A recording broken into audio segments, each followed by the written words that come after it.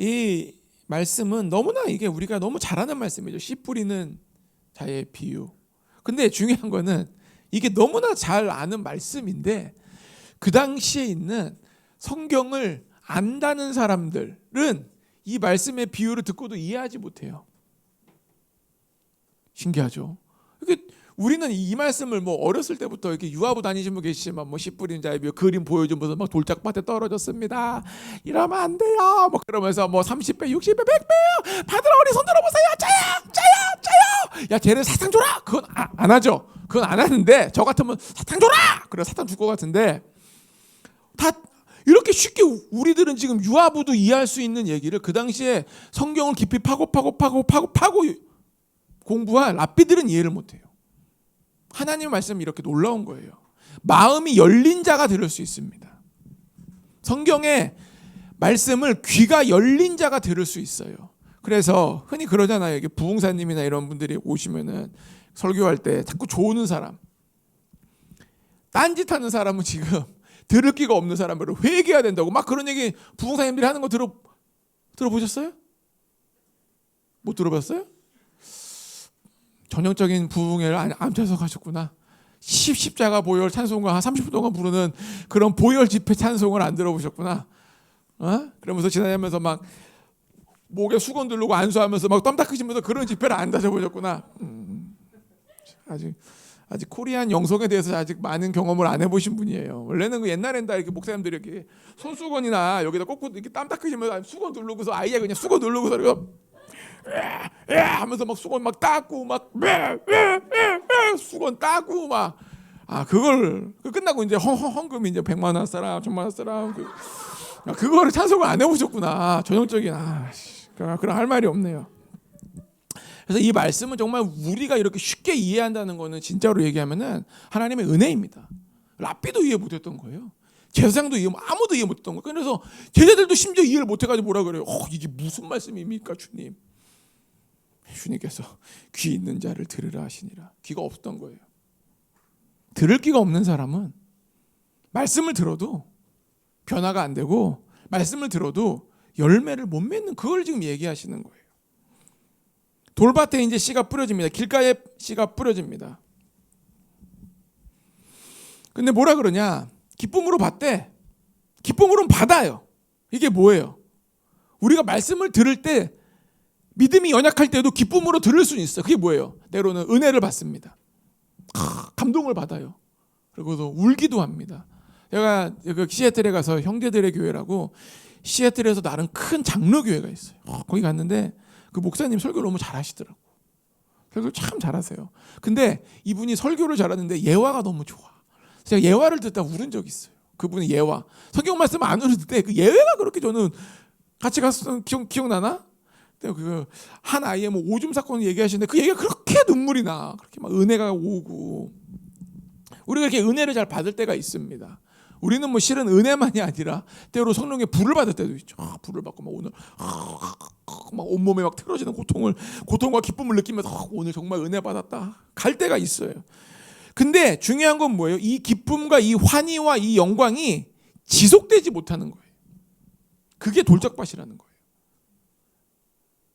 어쩌면 이게 우리 모습일 수 있어요. 오늘 은혜 받았는데 집에 가서 쉽게 모든 거를 소진해버리는 거. 어제 받았던 은혜가 오늘로 연장되지 못하는 거. 실은 이것이 우리가 저도 그렇고 매일매일 겪는 삶이에요. 그러니까 주님은 그러는 거예요. 기본적으로 왜 처음에 얘기했냐? 이게 많은 거예요 지금. 돌짝밭 같은 믿음들. 마음에 은혜를 받은 게, 그러니까 우리는 자꾸 생각하는 게 어디 가면 은혜 받을 수 있대. 어디 가면 은혜 받을 수 있대. 주님의 관점은 뭐예요? 은혜를 지켜야 되는데, 은혜를 지켜야 되는데 우리는 은혜만 받으러 다녀. 그래서 막 제가 보니까 막 어떤 분들은 막 유명한 설교를 막 하루에 막 4-5시간씩 들어. 들을 때마다 이 설교 눈물 한 번, 저 설교 눈물 한 번, 저 설교 눈물 한 번. 저녁 차려야 돼. 짜증이 확 올라와서 애들한테 막 승질 내고 막 똑바로 하니 새끼들아 공부에 쌓여서 숙제에 쌓여서 승질을 막 이빠이 내. 갑자기. 그럼 또 방에 가서 밥하고 유튜브 보면서 울고. 이게 바로 기쁨이 지속되지가 않는 거예요. 하나님께 은혜를 받으면 우리가 돌짝밭이 아니라면은 기본적으로 내가 돌짝밭인가 아닌가를 구분해 보려면은 기쁨이 지속돼야 돼요. 은혜가 지속돼야 돼요. 지속성이 없는 사람은 지금 아직도 내 마음이 뭐 이 예화는 알지만 내가 어떤 밭인지 모르는 난 돌밭이라는 거예요. 길가에 뿌려진 거라는 거예요.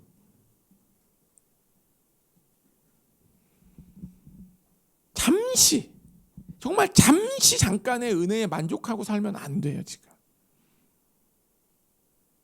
너무 많아요. 잠시 잠깐의 은혜에 만족하는 사람. 견디지를 못하는 거예요. 쉽게.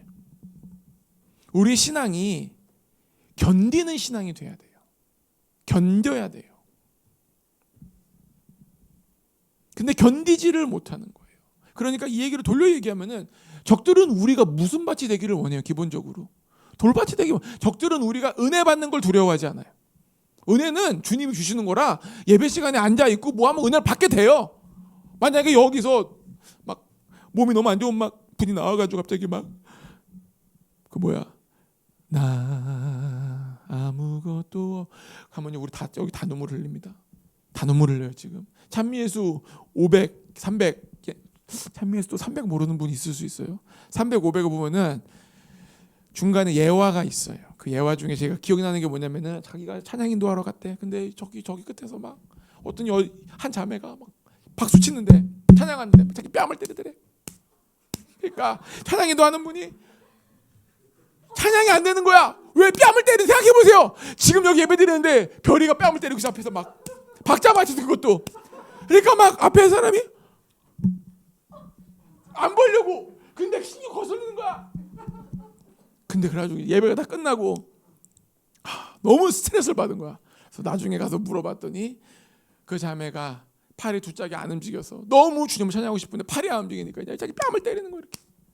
그 얘기를 듣고 이분이 회개를 했다는 거예요. 그 찬미 300인가 500이 중간에 나온 예화 얘기예요.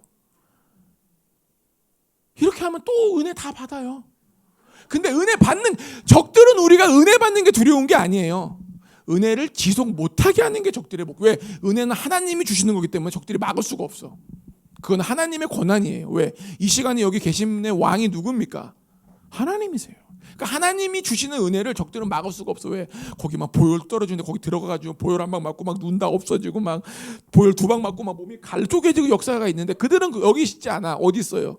저 문 밖에서부터 주차 문제, 전화, 갑자기 날아오는 카톡, 갑자기 날아오는 문자들, 이 모든 것들을 통해서 우리에게 은혜를 견디지 못하게 하는 거예요. 그러니까 우리가 기본적으로 교회 올 때 자꾸 문제가 발생되는 가정이 있어요. 누굴까요? 그 가정이 염사무하고 저하고 주일 예배만. 요즘은 안 그래요. 미국에서도 그렇고 주일 예배만 갈 때만 싸워. 왜? 나는 빨리 준비했는데 너무 준비가 느리니까 짜증이 확 올라오는 거야. 저는 빨리 가야 되는데 이게 뭐 하는 거라서 이제 얘기하다 보면은 뭐 이제 레파토리 있잖아요. 애를 챙겼냐 네가 뭘 했냐 나는 이거 다 하고 나오는데 너는 왜 그렇게 짜증을 내냐 나는 그럼 30분 전에 일어나면 되지 않냐. 벌써 말도 안 되는 이 내용들 못 일어나는 사람을 두고 막 싸워. 그래서 이제 어느 순간부터는 우리가 지금 적대의 공격을 받고 있다 얘기를 하고 주일날에 얘기를 안 하기로 했어요. 한동안 주일 예배에서 얘기를 안 해. 그냥 아무 얘기 서로가 그래 교회를 가. 그게 미국까지도 미국의 교회 가서 싸우는 거야. 또 미국은 그 교회가 너무 이렇게 사람 많이 와가지고 줄을 쫙 서. 나 스트레스 이빠이야.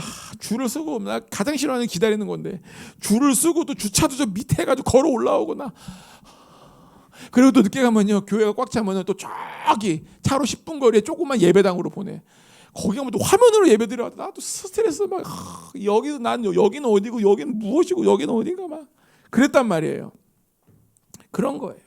적들은 우리에게 은혜를 빼앗기 위해서 기다리고 있어요. 은혜를 받아야 돼요. 받는 건 받지만 중요한 건 뭐예요? 견뎌야 돼요. 견뎌야 돼요. 견디는 신앙이 없는 사람은 계속해서 교회에 3,000번 예배드리건 10,000번 예배드리건 계속 마음이 돌짝밭입니다. 돌짝밭이에요. 그러니까 실은 우리가 이 스토리를 아는데 스토리 처음 나온 단계를 모르면서 자꾸 뒤로 넘어가는 거야. 그래서 우리는 먼저 견뎌야 됩니다. 아멘. 예배 오기 전에 모든 사건과 사건들을 다 뒤로 해야 돼요. 그러면 그게 있어. 목사님, 제가 오늘 예배 오려고 그러는데 일이 생겼으면 전국으로 뭐라고 그럴까? 떠나갈지어다 인도네임 없지. 속으로 그러는 거예요. 근데 또 일에 또 가장 안타까운 거는 그 일 때문에 교회를 못 왔대. 그게 적들이 원하는 거예요. 그게 원하는 거예요. 예배 끝나고 또 집에 갈 때 은혜 많이 먹고도 싸웠대. 차에서 또 얘기 별거 아닌데 거슬리기 시작하는 거죠. 자기는 왜 예배 시간이 좋냐, 내가 피곤한데 그러면 안 좋냐, 막 이러면 쓸데없는 얘기하다 또 기분 상하고. 그래서 견뎌야 됩니다. 견디는 신앙이 먼저 돌짝밭을 벗어나는 거예요. 지속성을 유지해야 돼요. 지속성. 어제 은혜 받은 게 중요한 게 아니에요. 지금 은혜 받은 게 중요한 게 아니에요. 그 전에 내가 뭘 체험했던 게 중요한 게 아니에요. 그것들이 나에게 지속성을 유지하지 못한다면은 나는 돌짝밭이 되었다는 거예요. 그걸 벗어나야 됩니다. 그래서 길가에 뿌려진 거는 그렇게 됐고, 돌짝밭에 또 뿌려졌어요. 뿌려져서 이제 지속성을 가지고 좀 해서 이제 하려 그러는데, 여기 뭐라고 그래요? 21절에 뿌리가 없어 잠시 견디. 그러니까 견디는데 또 어떻게 견뎌요? 잠깐 견디는 거예요. 또 그게 문제야. 견디는 것도 잠깐, 하루, 이틀, 3일. 우리는 유효기간이 길어야 돼요. 유효기간 정말 길어야 돼요. 저는 개인적으로 유효기간 지난 것도 먹습니다. 그럼 놀래 막. 유효기간은 먹어도 되는 거예요. 그거를 유효기간이 끝나도 먹을 수 있게 만들어 놓은 게 유효기간입니다. 또 눈빛이 또 말도 안 되는 소리 하고 있어.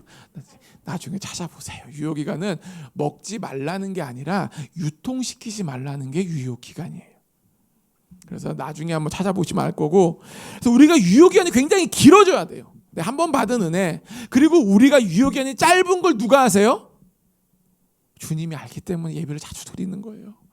주일 예배 드렸다 유효기간이 나는 이틀밖에 안 되면 화요일 나와서 다시 한번 은혜를 받고, 유효기간이 수목 떨어 금요일 날 또 받고, 또 떨어 주일 날 받고, 떨어 화요일 날 받고 해서 우리 계속 연장해야 되는 거예요. 유효기간을. 아멘. 그래서 이제 잠시 견디긴 견디는데 이제는 더 큰 문제가 생깁니다. 뭐가 와요? 환난과 박해가 옵니다. 환난과 박해가 오는 거예요. 왜 환난과 박해가 왔는데 우리가 넘어지냐? 뿌리가 없는 거예요. 어쩌면 뭐 뿌리가 날쓸 수도 있죠, 조금. 근데 그게 땅에 제대로 박히지를 못한 거예요. 환난과 박해가 오면 뭘 해야 돼요, 우리가? 환난과 박해가 오면 인내해야 돼요. 인내해야. 예수 이름으로 오는 환난과 박해는 때로는 예수 이름으로 영적 전쟁을 할 수도 있지만 많은 경우에 인내를 해야 돼요. 그러면은 인내하면 할수록 우리 뿌리가 아주 든든하고 깊게 박힙니다. 세상에서 가장 뿌리가 깊은 나무 중에 하나가 남아프리카 공화국에 있는 건데, 이 야생 무화과 나무 뿌리가 깊이가 얼마나 되는 줄 아세요? 얼마나 될까요? 대충 벌써 이렇게 얘기하면 엄청 깊겠구나. 120m가 된다 그래요. 120m. 우리가 보통 여성분들이 100m 달리기 하면 한 22초.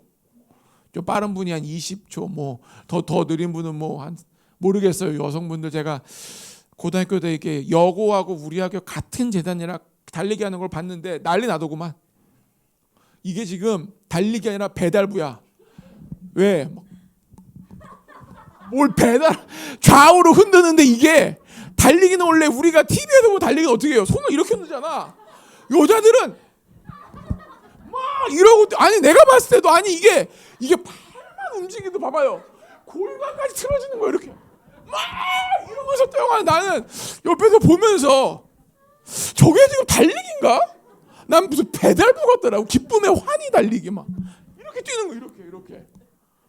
많은 분들이 그렇게 뛰시더라고. 고등학교 때 저는 몰랐어요, 그 전까지는. 왜냐면 저는 중학교로 남중을 나갔기 때문에 못 봤는데 왜 이렇게 좌우로 흔드는 거예요 도대체? 일부러 그러는 거예요? 더워서 그러나? 달리기 하면서? 바람 왜 그러는지 난 모르겠나. 막 이렇게 흔들어. 그래서 우리가 달리기 할 때도 그렇게 느리게 뛰고 그러는데 주님 앞에서는 인내하면서 우리가 살아가야 돼요. 뿌리가 깊숙이 박혀야 된다는 거예요. 그 박해와, 그러니까 이 말씀을 정확히 얘기하면 무슨 말씀인 줄 아세요? 환난과 박해가 있어야 된다는 거예요. 뿌리가 깊숙이 박히려면은 환난과 박해가 필요할 때가 있어요. 우리는 싫죠. 싫어요. 저도 싫어요. 환난 받기 좋은 사람 손 들어봐요. 그럼 여기다 이렇게 박아야지. 환난받게 전문가, 환난전 해가지고, 환박전 해가지고, 주님 우리 환난받게 저분에게 주시옵소서. 저의 환난받게를 저분에게 주시옵소서. 환난받게 좋아하는 사람 없죠. 그러나 우리가 뿌리가 깊숙이 박히려면은 환난과 박해가 때로는 필요하다는 겁니다. 이걸 우리가 인정을 해야 돼요. 뿌리가 깊이 내려가야 돼요. 뿌리가 깊이 120m가 박혀 있으면 그걸 누가 어떻게 뽑아낼 수가 있겠어요. 포크레인도 120m 파기 힘들어요. 120m면은 그 학교에서 우리가 이렇게 좌우로 흔들면서 달리 그 거리보다 더 먼 거리를, 이거 더 먼 거리를 뿌리가 박혀서 생각하면 돼요. 우리 여성분들, 남자분들은 이러고, 남자들 가끔 이거 있어요. 가끔 있는데 참 답답할 노릇이지. 근데 이 정도는 아니고 살짝 이렇게 살짝 요리돌이 빵하듯이 요리돌이 빵하듯이 있는데, 여성분들은 이게 진짜 하여튼간 100m 달리기 하는 것보다 더 깊이 뿌리 박혀. 그거를 포크레인으로 언제 파고 내려가. 그러니까 그게 뭐예요? 아무도 그 뿌리를 끝까지 가서 뽑을 수 없다는 거예요. 환난과 박해가 오면 올수록 기독교 역사는 항상 부흥이 있었습니다. 기독교 역사는 항상 돈이 많아지고 편해지면은 부흥이 떨어져요. 그게 어디예요? 유럽 보십시오. 유럽 보세요. 환난과 박해가 없고 지금 너무 사는 게 편한 거예요. 막 제가 말씀드렸죠. 노르웨이는 뭐예요? 집에서 게임만 해도 돈을 준다 그랬죠. 집에서 게임만 해도 국가에서 돈을 줘. 그게 복지라는 거예요. 그걸 다 받아들여야지 우리가 복지가 되는 거야. 집에서 걔가 그러더라고. 집에서 맨날 게임만 한대. 근데 국가에 돈을 준다고. 생활비를 탁탁. 예를 들어 200만 원씩, 300만 원씩 준대. 근데 그거를 보면서도 마음이 쫙 편안해야 돼. 그거를 안 되면서 복지를 얘기하면 안 돼요. 그리고 노르웨이 같은 경우는 중간중간에 그 마약 환자들이 오슬로나 이런 데 가면 책을 팔아요. 책을 팔아. 얼굴이 딱 써 있어. 마약 환자들. 마약 환자들은 어떻게 하냐? 기본적으로 눈동자에 힘이 없고 살이 다 빠져 있어요. 왜냐하면 그 사람들은 밥을 잘 먹질 않아. 마약으로 연명하기 때문에 이런 사람들이 남자 여자가 빼싹 말라가지고 책을 껴안고 이러고 다니면서 책을 팔아요. 그러면 시민들이 책을 사줘요. 그 돈을 줘. 왜 그럴까요? 그 돈으로 뭐 하라고? 마약하라고. 그러면 이 사람 그 돈을 받아서 이제 마약 장소로 가서 거기에 대기하고 있는 전문 의료진이 있어요. 전문 간호사가 마약을 탁 놔줍니다. 그러고 또 나와. 그러면 이제 아다다 하니까 길에 누워 있든지 이러고 있다가 또 일어나가서 또 책을 받아가 책을 팔러 다녀요. 그게 우리가 꿈꾸는 북유럽의 복지예요. 왜? 그 사람들도 마약을 끊을 수 없다는 걸 인정하고 서로가 돈을 주면서 마약을 하도록 도와주는 거예요. 그게 북유럽에서 얘기하는, 우리가 알고 있는 돈만 받는 게 아니라 집에서 맨날 공부도 한 번 안 하고 게임만 계속 죽을 때까지 게임만 하는 사람도 최저임금을 공짜로 주고, 마약 환자도 공짜는 아니지, 일을 하지, 책을 주는 것도 돈을 주고 해서 그렇게 되는 게 어쩌면은 많은 사람들이 꿈꾸는 북유럽의 복지인데, 여하튼간 갑자기 이 얘기를 왜 했지? 이 얘기를 왜 했죠? 중요한 거는 우리가 뿌리가 박히도록 나의 삶을 계속 주님께 가져가야 된다는 거예요. 뿌리가 한 번에 100m 자랍니까? 그런 나무가 어디 있어? 뿌리가 어떻게 100m 자라요? 100m로 자라려면 뭐가 필요해요? 시간이 필요해요. 이 얘기 다시 돌리면 뭔지 아세요? 때로는 환난과 박해가 나에게 길어질 수 있어요. 예수 믿는 것 때문에, 아니면은 나의 예수 믿기 때문에, 그러니까 내가 예수를 전도하는 것 때문에 환난과 박해가 있을 수도 있고, 내가 예수를 믿기 때문에 나의 삶의 방식 때문에 사람들이 거슬려 할 수도 있어요. 예를 들어 우리 동네에 다 담합을 했어. 아파트 값을 올리기로. 근데 내 양심에는 이거는 국가에서 하지 말라는데 어떻게 담합을 해? 그래서 내가 양심상 나는 집값 담합 빠진다고 박해가 옵니다. 근데 이것 때문에 박해받는 분은 거의 없더라고. 우리나라에서 현재. 참 안타까운 일이죠. 모두가 다 집값을 서로 담합을 하고 있는데도 집값을 올라가는 걸 욕하면서도 계속 담합을 하고 있는 이 현실 앞에서 뭔가 누군가 좀 일어나야 될 것 같아. 좀 담합을 좀 거부하고 좀 욕을 먹으면서 다른 데로 이사해가지고 좀 누군가 좀, 저는 개인적으로 좀 경종을 울려주기 원하는데, 아직까지 우리나라에는 집값 오르는 거 욕하는 사람은 있는데 담합하는 걸 욕하는 사람이 별로 없더라고. 안타까운 노릇입니다. 그래서 환난과 박해가 계속 있어야 돼요. 어느 정도까지 있을 필요가 있어요. 이거는 단지 예수를 전도하는 것만이 아니에요. 나의 삶의 방식이 때로는 남들과 다르기 때문에, 왜? 내가 예수 믿는 사람이니까 라는 그런 게 좀 있어야 돼요. 그래서 운전할 때 조심해야 돼요. 우리 운전부터가 중요해요. 막 빵빵대고 막 가가지고 막 껴들고 승질난다고 막 저도 막 요즘 나이가 들어서 그런가 혈기가 좀 오르더라고요. 그래서 내가 가서 그냥 가로막을까? 나도 주님 오시자 주여. 운전대도 마찬가지예요. 그리고 뭐 자꾸 무단횡단하는 부모님들 다 무단. 또 애 손잡고 무단횡단하는 분이 있어요. 애가 그러면서 또 다음에 또 애가 어느 승질내. 야 이 새끼야 지금 전화하면 어떡해? 엄마는 자꾸 뛰었어. 애가 내가 혼란스러운 거야. 엊그저께만 해도 엄마가 날 잡고 빨간불에 뛰었는데 지금 내가 나가려고 날 때리는구나. 애들도 혼동이 오는 거예요. 그러니까 우리 삶의 하나하나 모습에서부터 우리가 그렇게 해요. 그래서 요즘 교회들의 특징이 뭡니까? 교회 차에다가 교회 이름을 안 적어. 왜 그럴까요? 너무 욕을 많이 먹은 거야. 예를 들어 뭐 어디 교회 차 가다가 노란불에도 쑥 지나가는데 죽을 뻔해도 그럼 전화해가지고 막 쌍욕하면서 그 교회 차 막 누가 운전했냐 그러니까 자꾸 욕을 하니까 이제는 교회 차 보십시오 이름이 없어요. 그냥 스타렉스 오면은 우리 교회 차인가 보고 손을 들면 오케이 전도사님 오셨네 그러고 타고 그러지 교회 차 번호가 없어. 버스는 좀 있어. 왜? 버스는 앞에 이렇게 세우기 때문에 잘 못 봐. 그걸 뒤를 돌아봐서 운전해서 볼 수도 없으니까. 그러니까 우리가 지금 삶의 태도가 먼저 바뀌어져야 된다는 거예요. 삶의 방식. 그러니까 내가 그 삶의 태도 때문에 때로는 불이익이 올 수도 있지만 그 환난 박해를 우리가 이겨내야 됩니다. 하영아 잘 가. 다음에 또 보자. 다 하늘로 쭉 올라가자. 바이. 우리 아이의 너무 거칠은 울음소리에서. 그래서 우리가 이제 나중에 얘기하겠습니다. 그래서 환난과 박해를 받을 준비가 좀 돼야 돼요. 뭐 맨날 내 인생에 맨날 좋은 일만 생기고 뭐 맨날 좋은 일만 생기고 그건 기독교인이 아니에요. 그거는 지금 잘못된 생각을 하고 있는 거예요. 때로는 주님 때문에 좀 어려움이 와야 돼요. 내가 예수 이름으로 이렇게 했는데 상대방에서 막 거부하고 막 나에게 대들 때 있어요. 그럼 어떻게 해야 돼요? 오늘 내가 드디어 제대로 된 상급을 쌓는구나. Thank you, Father. Thank you, Father. 받아주면 돼요. 그래, 내가 오늘 십자가를 맞겠다. 네가 나를 십자가를 박는구나. 우리가 좀 그런 여유로운 마음이 있어야 되는. 조금만 또 오면 어떻게 해요? 좀 뭐라 그랬어요? 몇 살이세요? 벌써 시작되는 거야. 몇 살이세요? 지금 뭐라? 벌써 몇 살에 또 뭐예요? 몇 살인데 반말이야. 벌써 이 단어부터가 우리를 벌써 힘들게 하는 거예요. 그래서 우리가 항상 조심해야 되고 특히 차에다가 십자가 걸고 다니시는 분들 운전 조심해야 돼요. 그럼 십자가 걸지 마. 그래서 제가 우리 옛날 부산교회 있을 때 우리 저기 전도사님 두 분이 계시는데 운전이 굉장히 거칠어요. 굉장히 거칠고 굉장히 빨리 달려. 그리고 한 분은 거의 이 신호등 쪽으로 안 가. 신호등이 빨간 분만 하면 곧바로 골목 들어가.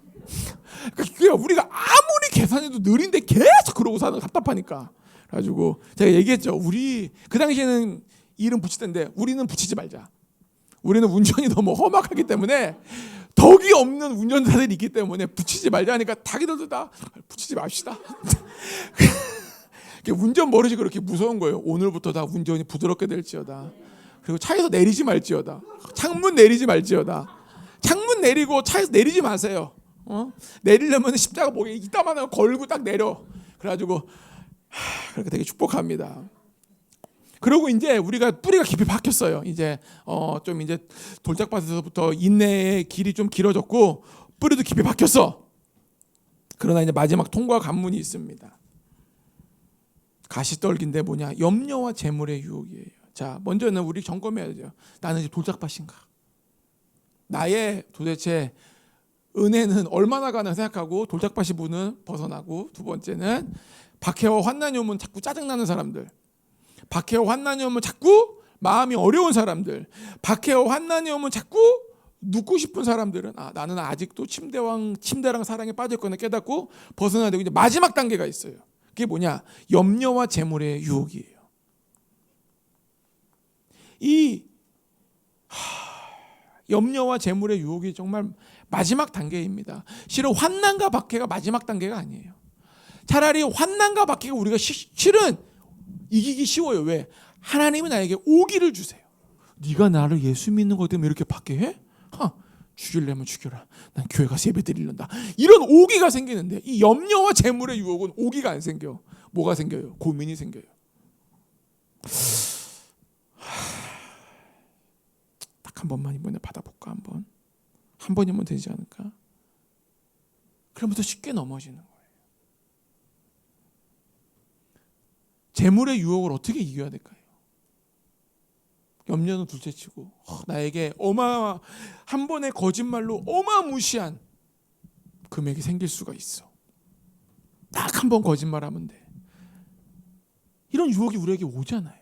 그리고 내 거짓말이 누구에게도 피해를 주지 않아. 그 유혹에 우리가 그 초콜릿을 안 먹을 수 있을까요? 안 먹을 수 있을까요? 안 먹을 수 있을까요?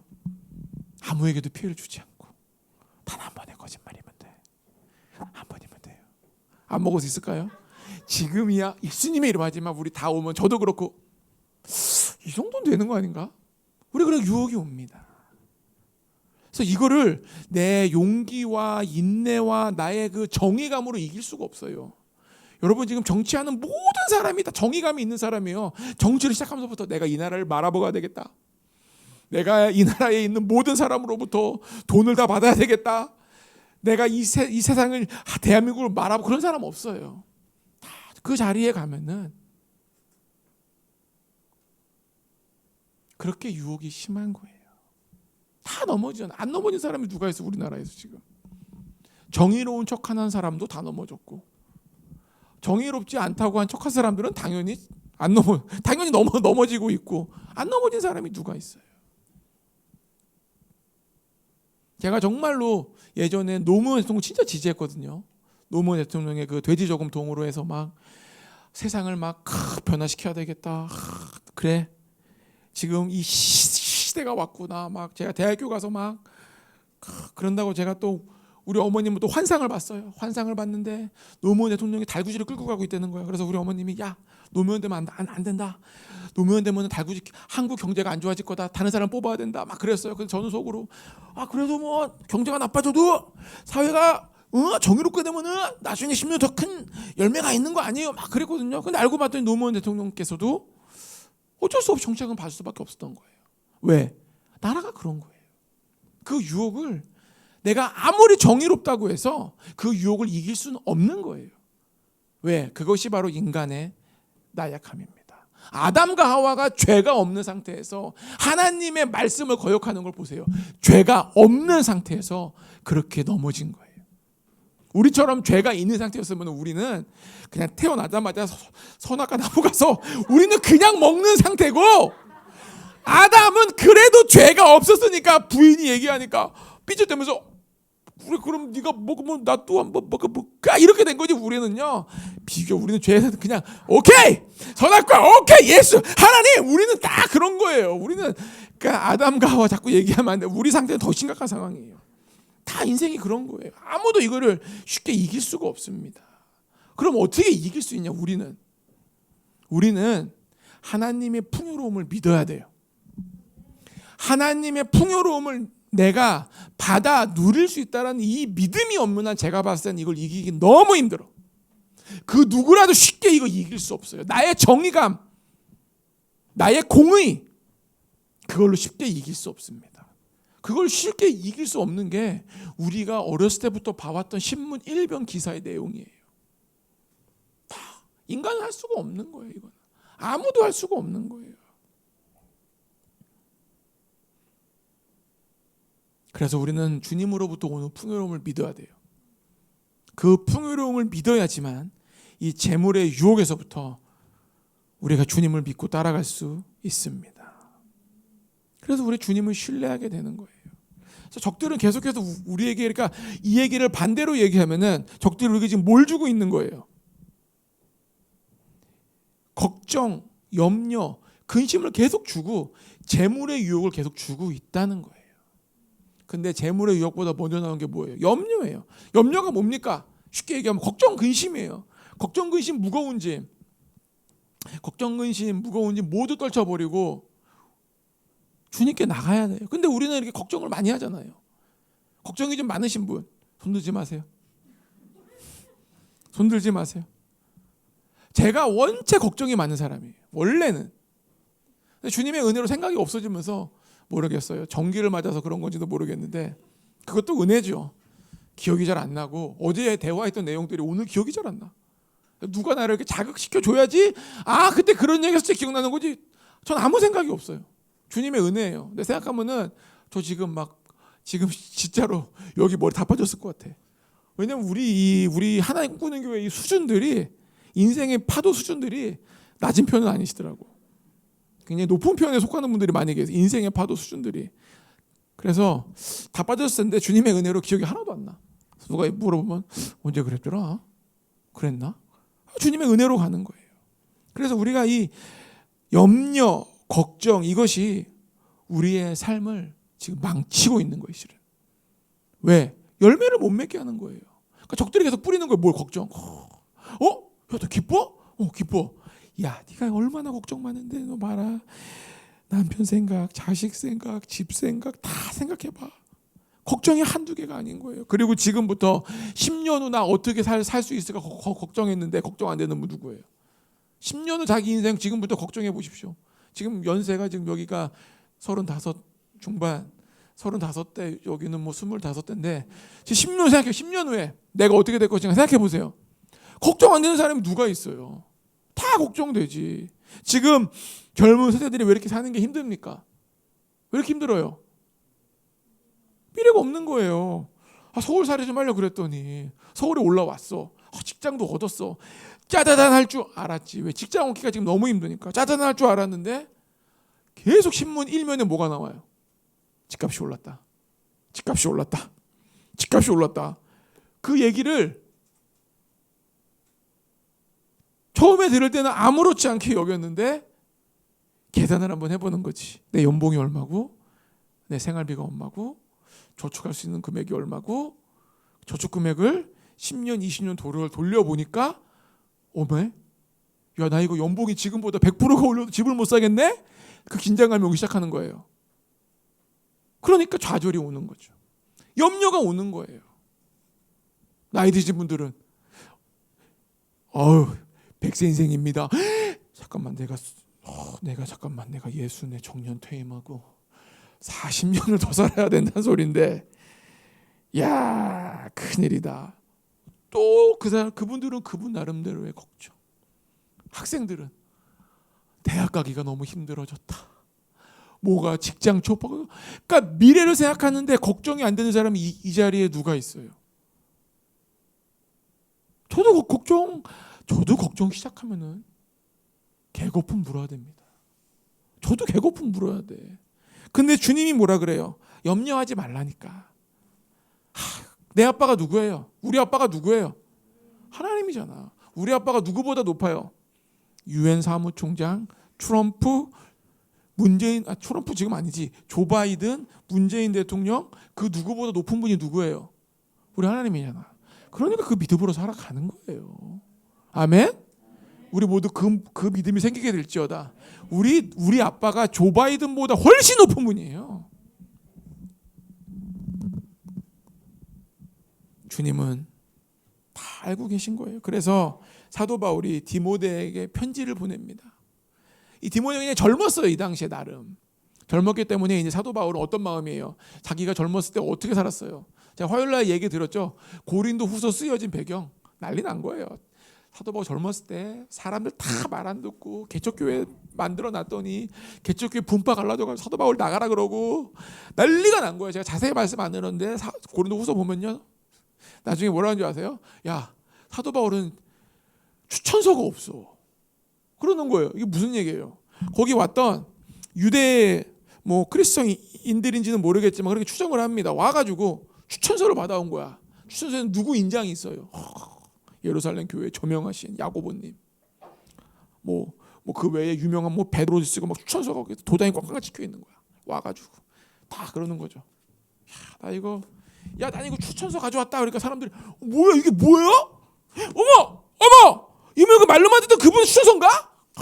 추천서가 있다.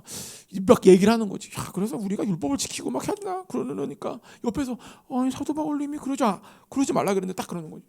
그 사람 얘기하지 마. 추천서 있냐고. 그러니까 없습니다.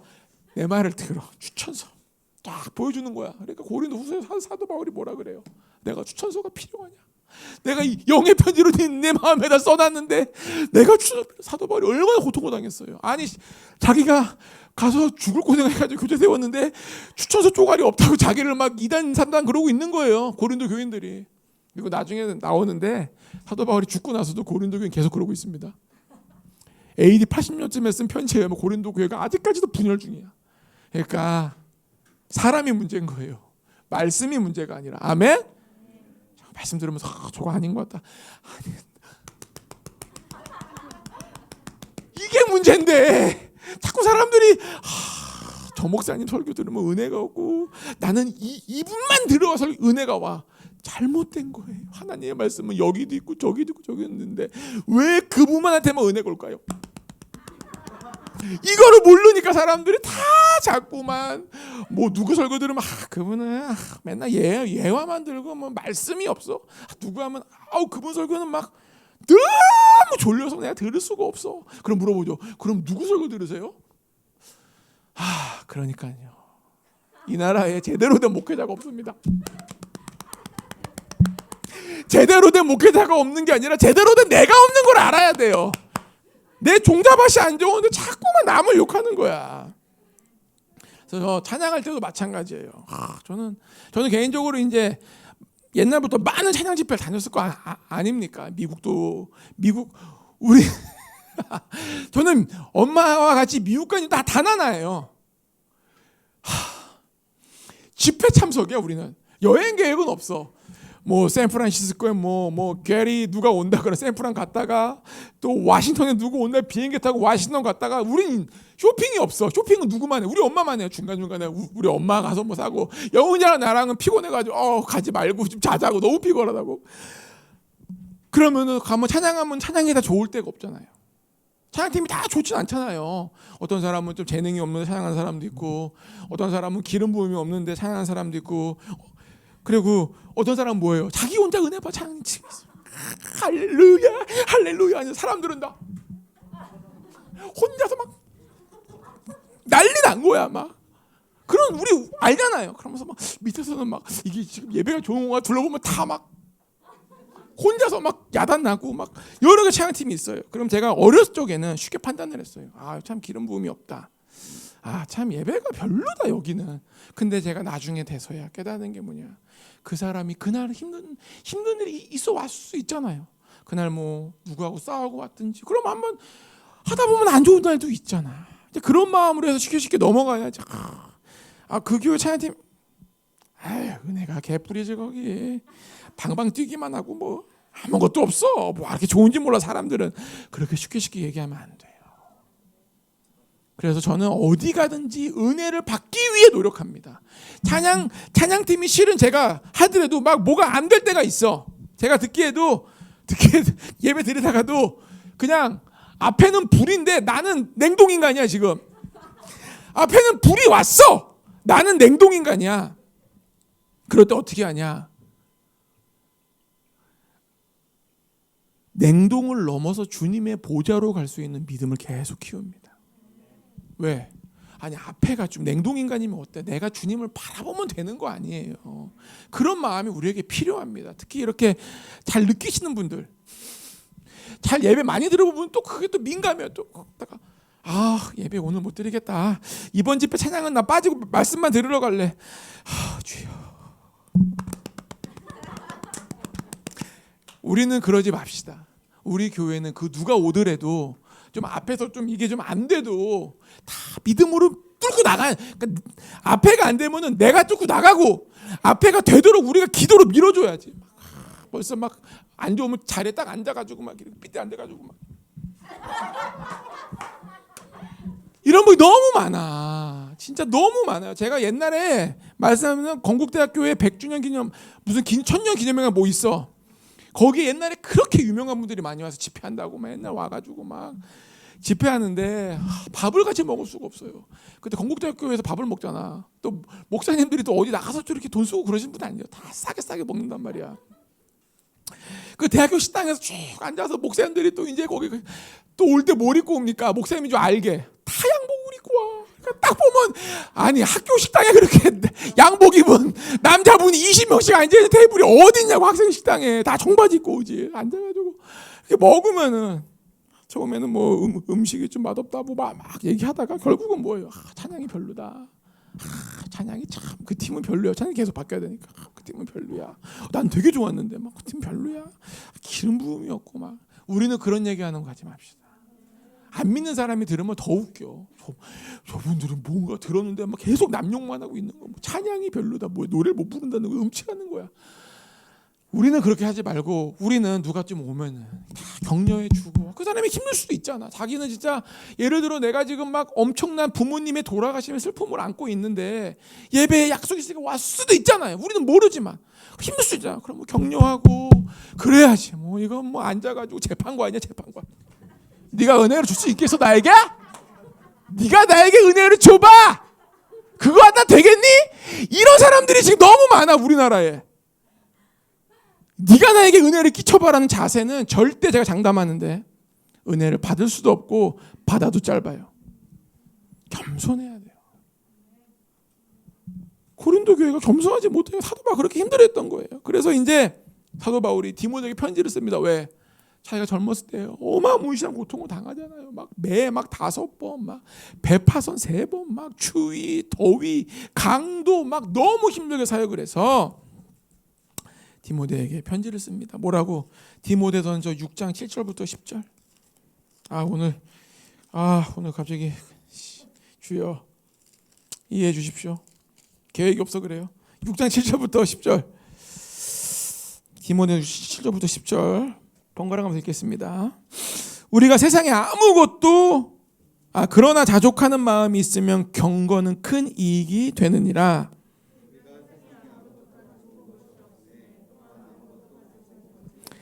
우리가 먹을 것과 입을 것이 있은즉 족한 줄로 알 것이니라.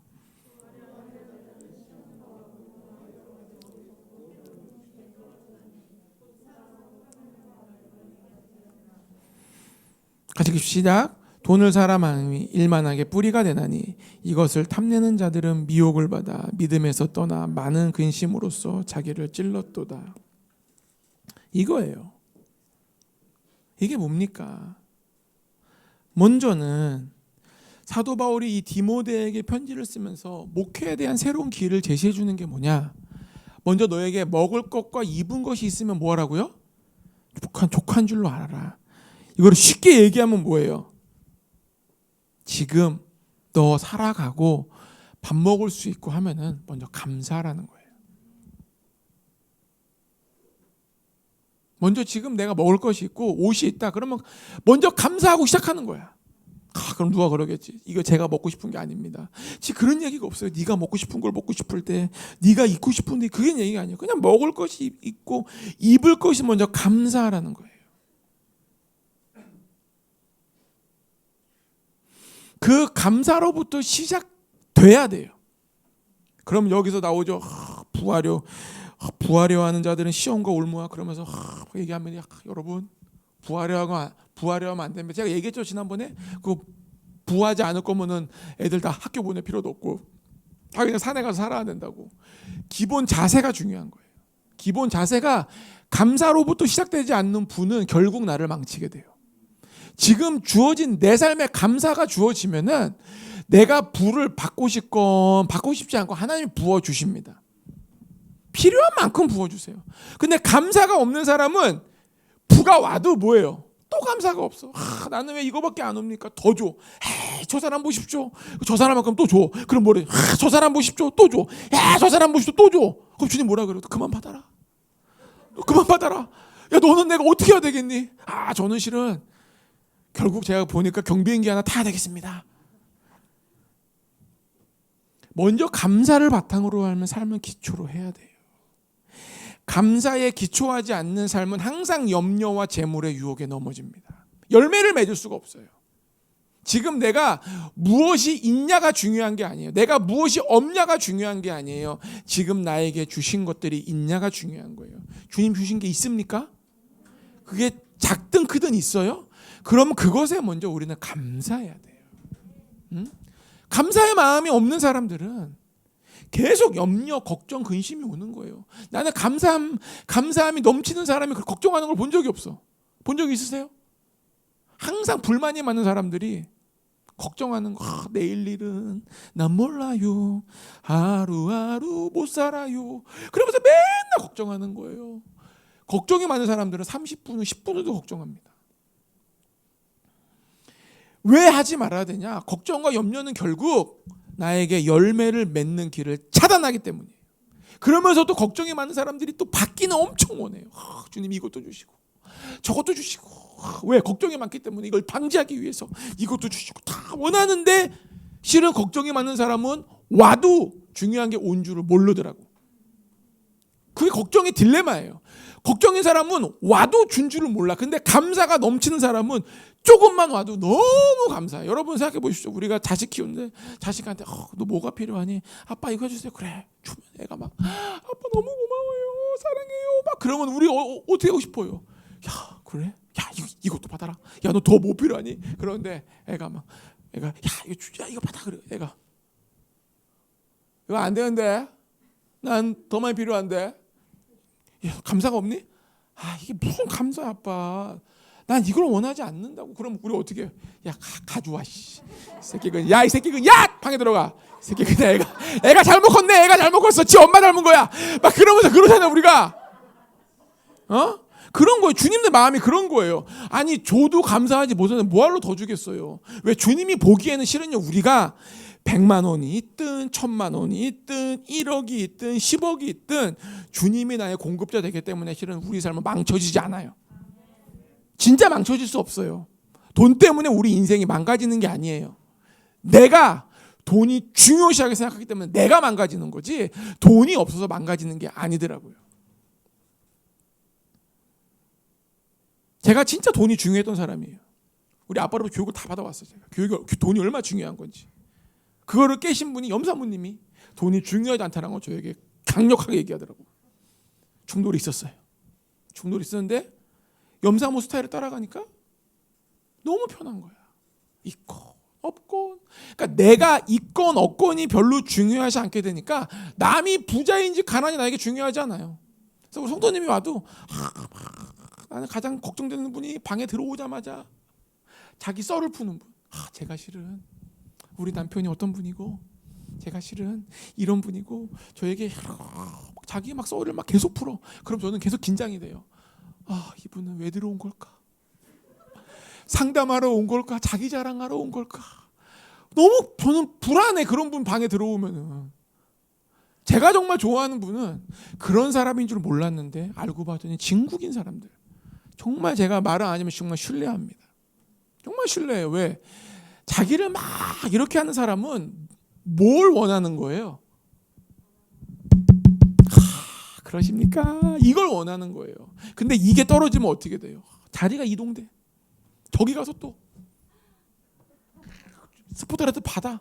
또 사람들이 그게 뭐 이러다가 자기보다 더 위대한 사람 못 구하네. 그럼 또 자리를 이동해. 발레가 계속되는 거야.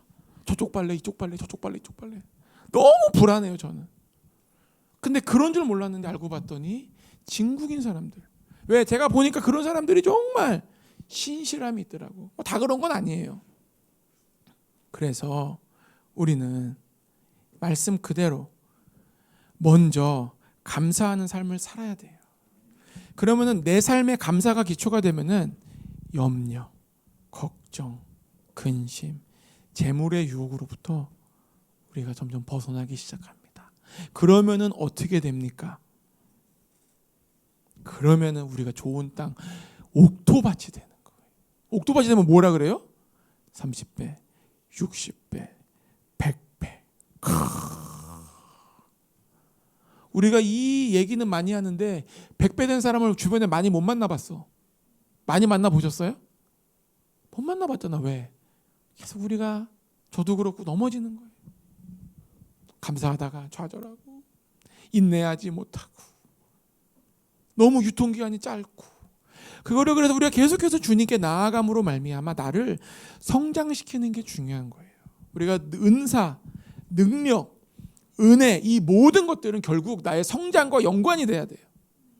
그냥 뭐 받고 막 이러다 끝나면 안 돼요. 그런 분이 많아. 30년 동안 점프하다 끝나는 분들. 30년 동안 막 구르다 끝나는 분들. 그러면 안 돼요. 그게 우리에게 도움이 되는 추진력의 역할을 합니다. 추진력의 역할을 제트 엔진을 불어넣어 줘요. 그런데 결국 상승한 다음에 갈 수 있는 거는 나의 생활이, 내 생각이, 내 마음이 변화가 돼야 돼요. 그렇지 않으면은 아무리 몸을 흔들어도 사람한테 변한 게 없어. 똑같아. 그래서 우리는 그렇게 되면 안 됩니다. 또 반대말로 하면은 적들은 뭐예요? 나쁜 땅에 뿌려지면 어떤 열매가 맺을까요? 30배, 60배, 100배 열매 열리는 겁니다. 적들의 방법은 항상 짜가를 만들어냅니다. 제가 말씀드렸죠. 방언도 짜가가 있다고. 불교도 방언을 하고 무당들도 방언하는 분들이 있어요. 그럼 또 갑자기 속으로 또 그럼 내 방언은 어떻게 된 건가? 그 방언은 맞는 거예요. 왜? 제가 주님 주신 영적 분별력 은혜가 조금 있는데 벌써 들으면은 들을 수가 없어. 이 적들이 주는 방언은 막 듣자마자 짜증이 확 올라오고 입을 가서 확 막아버리고 싶어. 그냥 그만하라고. 근데 그런 분이 없잖아. 우리는. 여러분은 다 제대로 하고 있는 거예요. 신경 쓰지 마세요. 항상 적들은 짜가를 만들어냅니다. 이 세상을 지금 뒤흔들고 있는 문화의 무기 중에 가장 큰 무기가 뭡니까? 노래예요. 노래만큼 영향을 끼치는 문화의 도구가 없어요. 그리고 TV 프로그램을 요즘 뭐가 유행해요? 트로트. 저는 거의 본 적이 없는데 트로트 참 좋아하시더라고. 그래서 나이 드신 분들 뭐 밤 11시 반 뭐 12시까지 막 보시는데 노래가 그렇게 사랑에 관한 노래가 많잖아요. 왜 그럴까요? 다 짜가가 많은 거예요. 왜? 진짜 예수 그리스도의 사랑을 적들이 감정의 사랑으로 자꾸 바꿔놓는 거예요. 일회성 사랑, 성적인 사랑으로 바꿔놓는 거예요. 우리의 사랑은 고린도 전서에 나오는 그런 사랑이에요. 그 사랑은 뭡니까? 결정하는 사랑이에요. 아니 어떻게 내 부인이 평생 그렇게 예뻐? 불가능하지. 나이 60대면은 이제 모르지 뭐.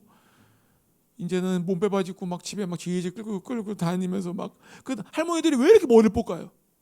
왜 이렇게 머리 볶아요? 할머니들이 왜 이렇게 머리 볶아요?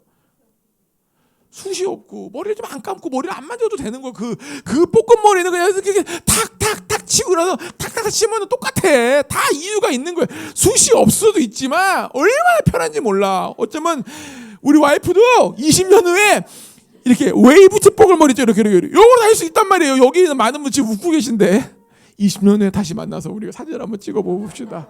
그 머리를 하고 있는지. 그래서 그 볶는 게 한 번 볶았을 때 오래가는 집, 정확히 볶는 집은 그 동네에서 굉장히 오래된 간판의 미용실이 그 조그만 데도 아줌마들이 그렇게 주변에 앉아 있는 거예요. 지나가는 그런 미용 동네마다 있잖아요. 아줌마들이 앉아가지고 수다 떨고 나이 드신 분이 계속 머리만 뽑고 있고 이렇게 말려져 있고 할머니들이 앉아가지고 이러고 드라마 보면서 얘기하고 동네의 그 정보 인포메이션 센터 마치 CIA처럼 다 알아. 동네 돌아가는 거를. 그런데 있잖아요. 적들은 계속해서 우리에게 나쁜 열매를 맺게 하기 위해서 노력하고 있습니다. 짜가를 만들어내는 거예요. 옥토가 있으면 뭐예요? 잘못된 게 있는 거예요. 뿌리면은 뭐예요? 계속 잡초가 나오는 거야. 잡초가 있으면 어떻게 돼요? 자라지를 못하는 거예요. 적들도 우리에게 거짓된 열매를 30배, 60배 주려고 노력하고 있다는 걸 우리는 알아야 돼요. 그래서 우리가 이 염려, 재물의 유혹으로부터 벗어나야 됩니다. 그래서 마지막 봅시다. 히브리서 3장 8절. 3장 8절부터 10절이요. 나쁜 땅에 열매가 어떻게 되는지. 히브리서 3장 8절부터 10절이요.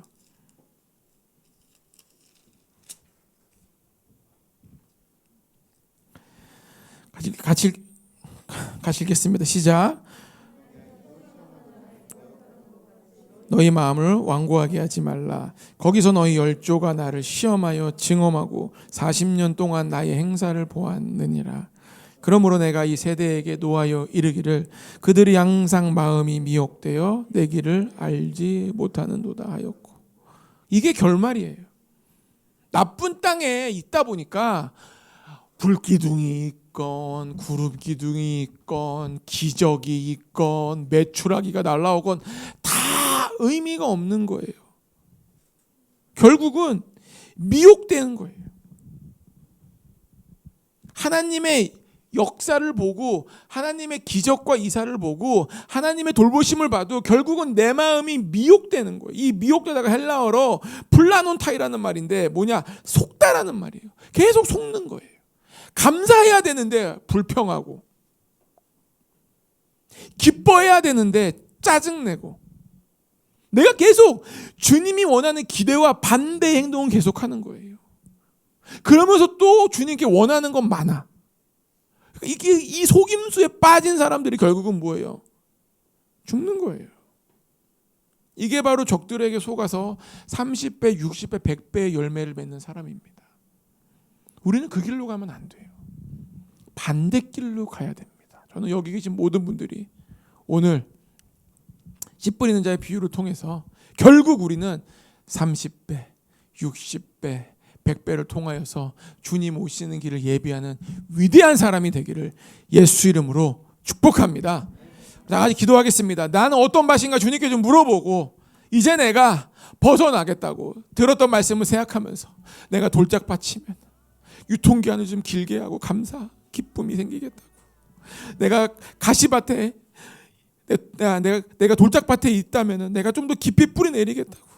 내가 가시밭에 있다면은 이제는 염려 재물의 유혹을 벗어나게 해달라고 우리 다 같이 기도하겠습니다.